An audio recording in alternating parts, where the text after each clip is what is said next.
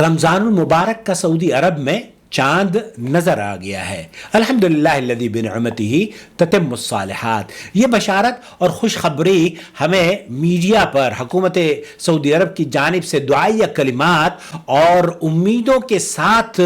بھیجی گئی ہے کہ سعودی عرب میں اللہ کے فضل و کرم سے رمضان کا چاند بروز بدھ کو نظر آ گیا ہے۔ آنے والا دن جمعرات کا دن 23 مارچ سن 2023 کو پہلا روزہ سعودی عرب میں رکھیں گے۔ ہندوستان اور پاکستان میں چونکہ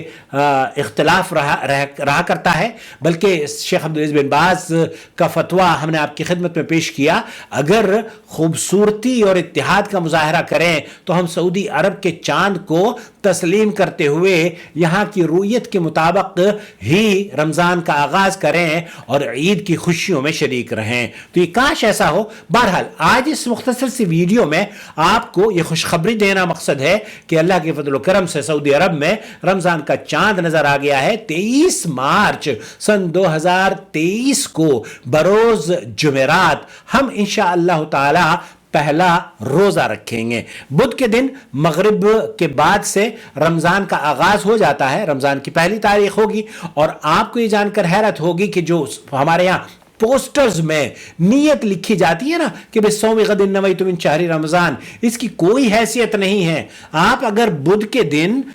یہ کہہ رہے ہیں کہ بِالصَّوْمِ غَدٍ نَوَيْتُ مِنْ شَهْرِ رمضان، رمضان کی آمد کے بعد آپ یہ کہہ رہے ہیں کہ میں کل کے روزے کی نیت کر رہا ہوں، تو گویا کہ پہلے تاریخ کی روزے کی نیت آپ نے نہیں کی ہے، دوسرے روزے کی نیت کر رہے ہیں، کیونکہ غدن کا معنی ہوتا ہے آنے والا کل۔ تو یہ بے بنیاد الفاظ ہیں۔ نیت صرف دل کے ارادے کا نام ہے، تو دل میں ارادہ آپ نے کر لیا ہے، آپ اٹھیں گے، سحری کھائیں گے، نماز پڑھیں گے، یہ کافی ہے۔ بلکہ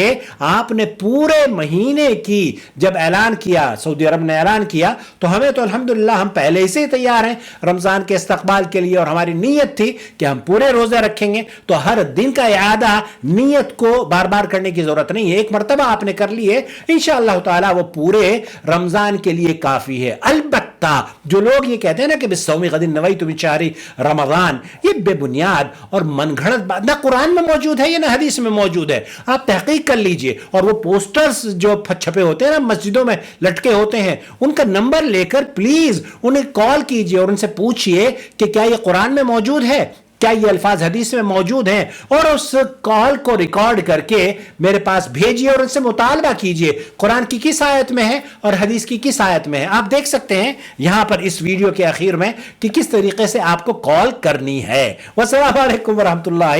وبرکاتہ۔ شهر رمضان الذي أنزل فيه القرآن هدى للناس وبينات من الهدى والفرقان